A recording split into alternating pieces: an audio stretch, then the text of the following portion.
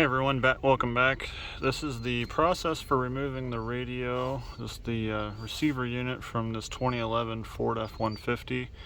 It's pretty straightforward. The only tools you'll need are a 7mm flathead screwdriver or nylon panel removal tool. And that's really just about it. That's all I used was a 7mm on a small impact. You don't have to use an impact. You can use a ratchet or a screwdriver with the 7mm bit on it. But in order to get to this thing, it seems a little more complicated than it really is. There's a couple of little tips I have here for you. First of all, you'll need to remove these silver trim panels on both sides. This one tucks underneath the edge of the bezel around the speedometer, so you can come in behind this and pull up on it just a little bit just to release that, so you can remove this panel,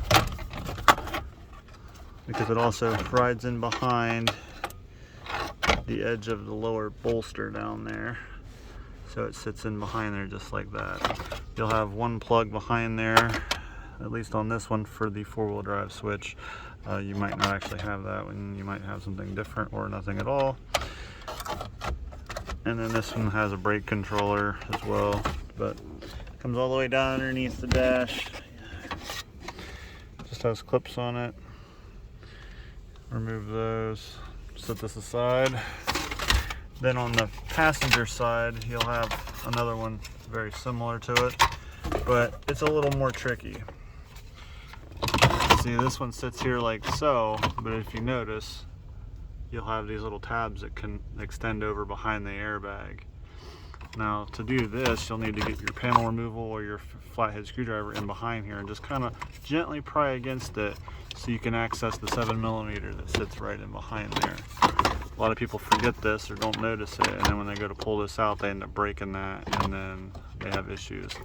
But if you get in behind there just a little bit and just pry it away enough to be able to get your 7mm in there, you can buzz that out. And then again, this one extends all the way down underneath the dash, and you can pull this back, and then it'll have one plug on the back here for the 12-volt outlet, and then you can set that aside.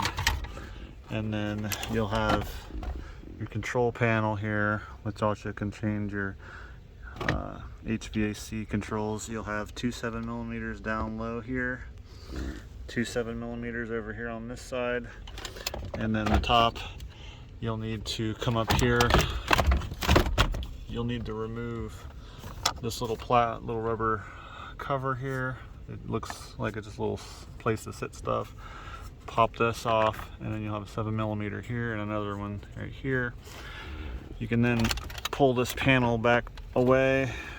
You'll have a plug right here to remove, and then you'll have another plug down here to remove to give you enough room to get the stereo receiver out. Or if you need to access your heater controls and all that, you can unplug these down here and do whatever work you need to do. But then here you'll have a 7mm, another one here, another one here, another one here. Get those pulled out, and then you'll have a couple of plugs on the back side, one big one here, medium sized here, plug here, and another one here, and you're done. So that's all there really is to it. If this helped you out, make sure you drop a like down below and subscribe for more videos. Thanks for watching.